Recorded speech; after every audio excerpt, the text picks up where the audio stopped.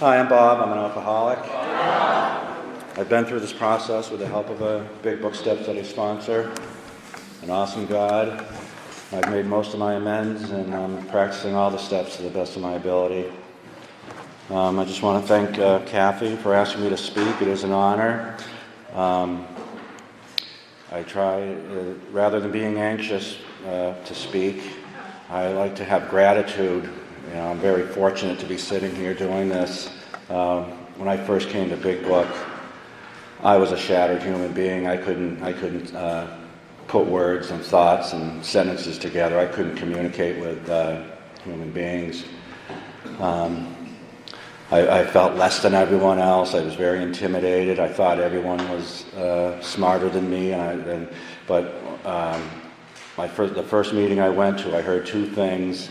I heard just people speaking the truth about fear, especially fear, and I could relate to that, and God, and I could also identify with that. I'll try to make it short how I got to AA originally. I was 21 years old. I was in what I'll call it was a death spiral, nightmarish, alcoholic haze of car crashes, blackouts, and arrests. I thought my life was over. At the same time, my cousin was killed in a car accident. Same kind of thing I had pulled, being chased by the police and crashing, and he didn't survive. I survived. And my best friend from junior high school was also killed in a car accident. I just thought that was my fate, that this is the end of my life at 21. It's where I'm heading. I couldn't stop drinking. I had no control. One day, it was actually my roommate from college. I was living in a crummy rooming house in Lowell. Showed up at my door, and I had dropped him off at his parents' house. I didn't know what to do with him. He was in tough shape from alcohol and pills, literally babbling, not making any sense. I dropped him off at his parents' house, and it was the last I had seen of him for a couple of months. But he showed up at my door, a different person, smiling, happy. Asked me how I was doing. I just had another car crash. I crashed a car in a blackout.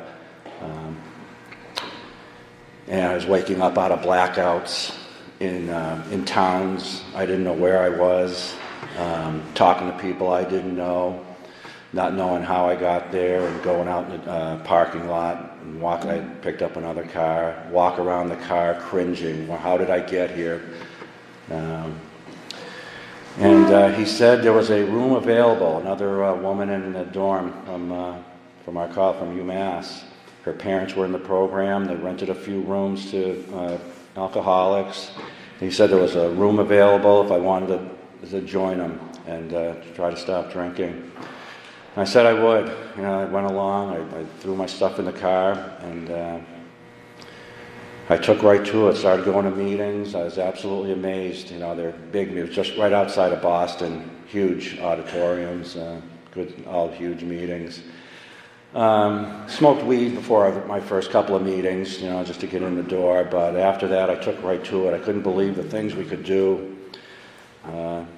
sober, bowling and go canoeing. And there was a real tight bond, real tight friendship among the young people. My second meeting was Woburn Young Peoples, and again, I was just amazed, a good 50, 60 people. And we were really tight. I had wonderful friends at that time, and it was great fellowship. We didn't go near the steps. It was all huge speaker meetings, big social scene. But I did manage to stay sober a few years.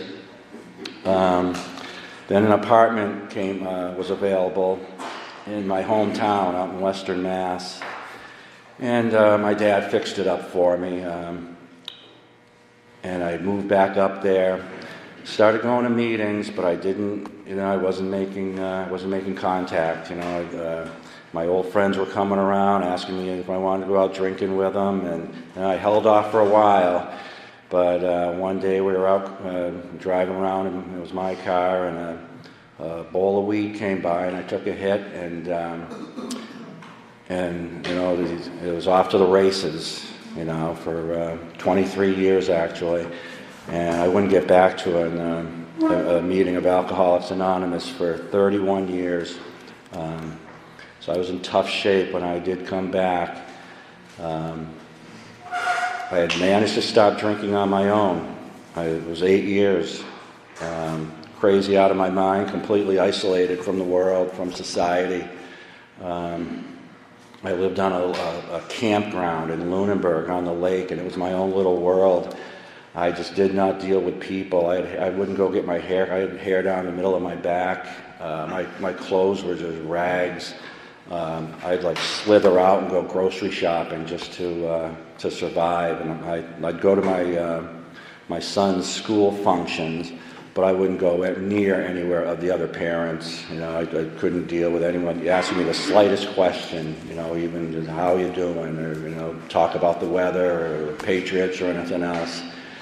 And something came up, a situation came up. It was no big deal to handle it, but it just crushed me, and I went into vicious depression and anxiety, just total breakdown. And they threw a lot of meds at me. I went to the doctor. They threw a ton of meds at me. One of them was Klonopin, and I took a liking to that. I really had no idea what it was, and some other antidepressants and psych meds. And was on them for a few months, but abused the Klonopin. I was stealing them and taking more than prescribed. And the doctor saw that I was getting addicted to them and cut me right off. And cold turkey off the Klonopin was hell on earth. And about a month later, I went cold turkey off the psych meds. And I was just a basket case, a real wreck. And out of the days, I found myself at an AA meeting, literally. I don't remember looking it up. I must have looked it up on the internet or somehow. And I'd go to the meetings, of course. Last one in, first one out, scared, didn't talk to a soul, just scared out of my mind.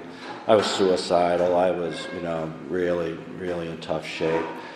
And one day, a man reached out to me. I was, I was pacing in the back of a meeting, lurking in the back of it, not talking to anyone. And a man came over, and I really unloaded on him. That I've got vicious depression. I just came off of meds, cold turkey. I feel like I have electricity running through my body, like I got both my hands stuck in electrical outlets. And I've said since, nowhere else but AA would someone, hear that and hand me their number and say, call me anytime. And he became my first sponsor in AA, and still good friends today. But I met, I think in that same week, another man reached out to me, circled the meetings he went to. I said, great, I got someone to, go to meetings with. And it was the Big Book Step Study in Leominster, Tuesday night.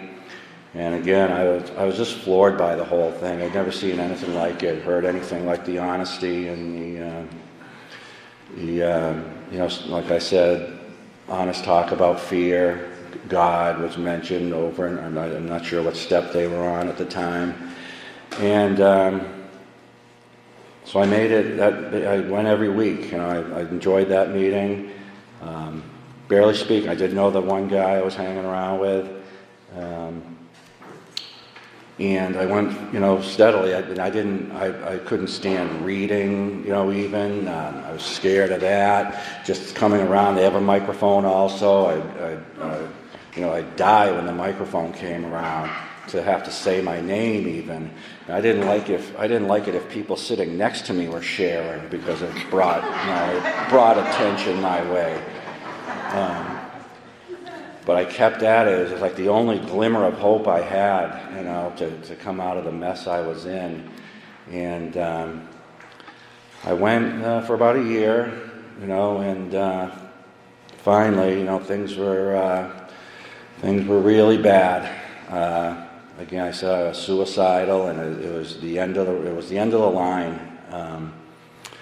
I was at another Big Book discussion meeting, and where some of the Big Book Step Study people would go, and there was a woman I was speaking. She said, "Grab somebody, if you're."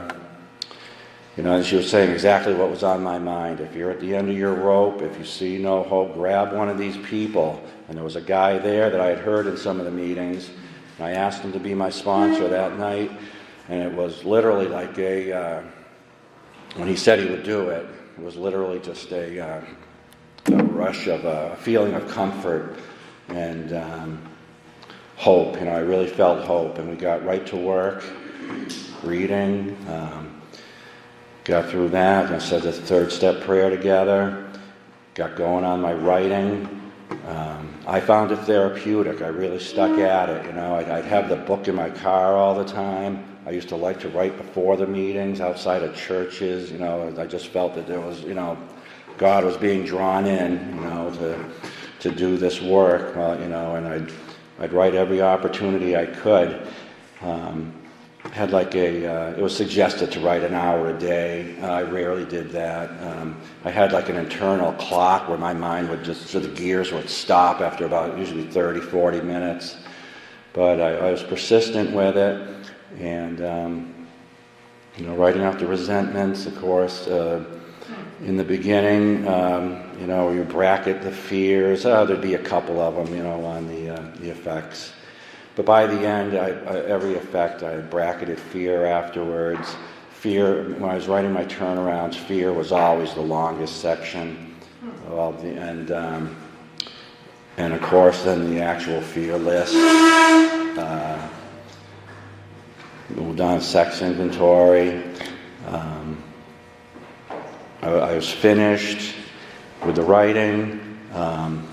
In the meantime, I had made another list of just the things that were going on in life, another list of 15, 20 resentments, so I went back and knocked those out. Did the reading, and I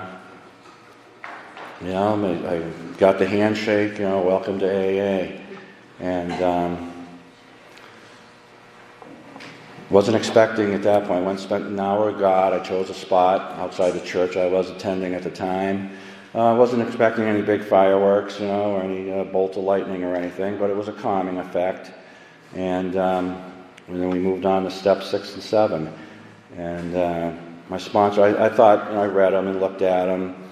Wasn't a lot of instruction on it. I said, just zip through these, I get it. We're entirely ready to have God remove the defects of character and then ask God to remove them. But my sponsor had suggested reading 6 and 7 out of the 12 and 12, and the book there, Drop the Rock. I read that also. But in spending time, it seemed the more kept coming to me, with what these steps meant. It was really where I got a sense of what self was all about in relation to like the third step prayer. To relieve me of the bondage of self, which I started to see as being, my obsessive, destructive thought pattern, the negative thoughts that would go on endlessly, and also, which to remove my difficulties, and the day-to-day difficulties would be nice, but I saw those as the character defects that were blocking me from God, the inner torment of the thought patterns, and I could see I needed to ask all the, it was all the resentment, fear, anger, regret, the stuff I would run over and over in my head continuously that was blocking me and I needed to get rid of. And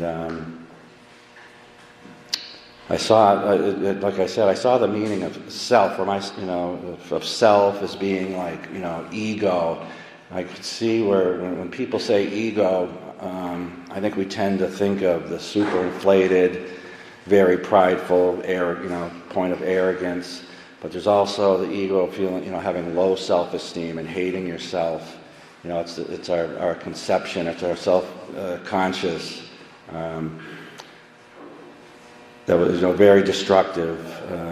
It was such a habit of beating up on myself, always feeling less than others, that people are better than me. I mean, that went back through my entire life. Someone's always a little smarter. I was a good student, but some people it was always easier to quit and not, and turn to alcohol and drugs, to quiet all these, all the feelings of inferiority and inadequacy.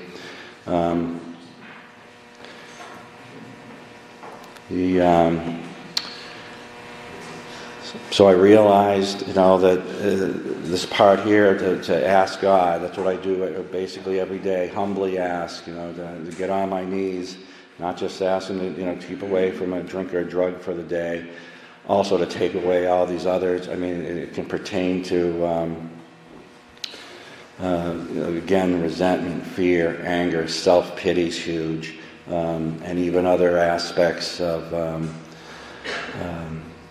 keep me from overeating. I also quit smoking cigarettes, so to keep me away from cigarette for the day. All these things that all the behaviors I use to cover up the fears. Fears is the main activator of these character defects, and then I won't say basic ones of envy and the pride, self-pride that can happen, and again, gluttony. I go right through the list, and it's really the step where you hear over and over, progress, not perfection. If I can get a little better at it each time, where I can actually recognize and see it coming almost in my head, these things coming up. And it's easier said than done. It's just, don't go there with it. Ask God for help. Stay away from, the negative, obsessive thinking of regret. Regret's a huge one for me. All the would-haves, should-haves, and could-haves. Playing out the scenes over and over again of how things could have been done, and staying in the moment is the most important thing, and the fear and anxiety of the future. Again, I do my best at it. That's all, And the same with speaking. I hear other people. I can never be like them. But what I said, it was inconceivable that I could ever sit up here and do this. There's a meeting on Fridays at the Worcester Senior Center at noontime. I put a little plug in for it. But it was a small meeting. It was a good stepping stone for me to start sharing from the floor, to chair the meeting, and then to speak in front of people with the small size. It's a wonderful meeting. I look forward to going again. But that's what brought me where I am here now, and to people doing this work that are considering it. Again, don't be intimidated. I was too. I felt everyone was smarter than me, knew more than me, and when I got, during the writing, when people are doing their writing, I got so sick of hearing it, but now I find myself saying it myself, to keep writing, because it was frustrating. I want to strangle them, but it was the answer. To get through it, and keep doing it. I want to thank you very much.